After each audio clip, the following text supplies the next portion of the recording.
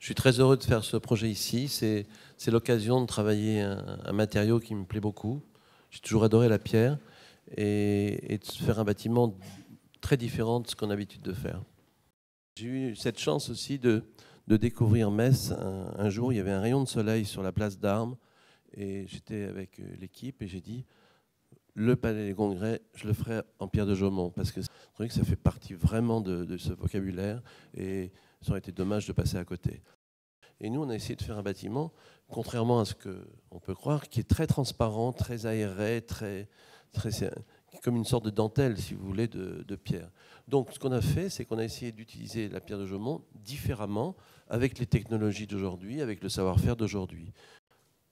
On n'allait pas rivaliser avec le projet de Shigeru Oban, qui est unique en son genre. Donc, c'est là aussi que la discrétion était importante. Il ne fallait pas qu'il y ait un concours de forme entre les deux. Donc, d'où l'idée de faire quelque chose de très, très, très sobre, qui vient au flanc du talus de la SNCF, et de se dire, on n'est pas là pour dialoguer, mais pour s'effacer en toute discrétion, et en disant que la personne importante sur la place, c'est le centre Pompidou. C'est un élément qui va entraîner sur la rue des Arènes les projets d'hôtels, les futurs projets, qui fait que ça sera tout à fait cohérent. On viendra à la fois à Metz, dans la ville ancienne, mais on viendra pour un congrès, on sera logé sur place, on aura le centre Pompidou, donc il y a la modernité et puis le passé qui seront côte à côte, et c'est très important pour cette ville. Donc voilà une première image. Cette image, en réalité, c'est quand vous percevez, on est sur l'esplanade du palais, et quand vous percevez ici, bon, on a parlé de bâtiments très massifs, c'est pas vrai, si vous voulez, vous avez une dentelle, vous avez un calpinage de la pierre de Jaumont qui vient créer une sorte de grand claustrat qui est ici, et puis vous avez ce pliage qui est assez intéressant, qui vient prendre la lumière de l'est, parce que ce bâtiment, il va vivre en fonction de la journée, si vous voulez. On va déboucher de la gare et à un moment, notre bâtiment il s'écarte très légèrement pour donner la vue. C'est une petite subtilité, mais si on n'avait pas eu cette cassure ici, on aurait mis plus longtemps à découvrir le bâtiment de Shigeru Oban. Et donc c'est important, on va arriver ici et le matin on sera accueilli par le soleil puisqu'on est vraiment plein est. Après, donc, au sud, on aura ce claustrat on va prendre aussi la lumière le matin ici. Si vous voulez, on va la capter dans ce pliage. Et puis, après, au sud, quand le soleil sera au sud, il va perforer le claustrat qui est ici, et puis il va passer au travers des autres lamelles qui, de l'autre côté, sont en pierre. C'est un bâtiment qui va jouer très, très fortement avec la lumière. Et dès qu'il y aura un rayon de soleil, il va être en or, ça va être très, très beau. On est en partie basse, je vous ai dit, on est accueilli le matin, on a le hall qui est ici. Et tout de suite, en contact avec le hall, il y a une première salle. Ça, c'est une salle d'exposition qui fait 1500 mètres carrés d'exposition. Ensuite, on a un escalator et on va arriver à l'étage supérieur. On arrive donc sur une espèce de demi-étage qui fait qu'on va trouver le restaurant qui vient se blottir à l'angle ici sur la place, qui sera en contact avec les hôtels, qui sera en contact avec la gare aussi.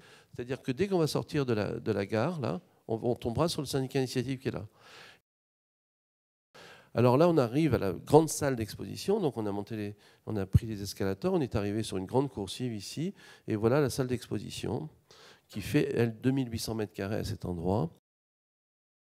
Imaginez les congrès qui vont se présenter dans ces salles, les grands dîners qui pourront être donnés dans ce contexte. Ça va être très impressionnant. Ici, on aborde tout de suite l'amphithéâtre, 1200 places. Et puis, pour l'instant, les premières images du traitement de l'auditorium, qui sera aussi, surtout très, très efficace et modulable. On est toujours sur la partie haute maintenant de la salle de 1200 places. Et là, cet ensemble est très intéressant puisque c'est un ensemble de salles polyvalentes dans laquelle on peut faire des congrès aussi, avec des salles de sous-commission, des salles de plus grandes commissions et alors des grandes salles après. Tout ça est souple, se détaille, se découpe et avec une très très grande flexibilité. Alors il y a une partie paysage, bon, moi je ne suis pas le paysagiste, c'est Neveu Rouillet qui sont les paysagistes.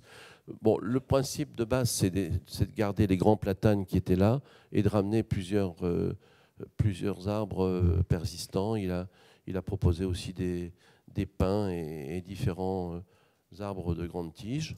Et surtout la conservation de ces platanes qui sont magnifiques, que vous voyez ici.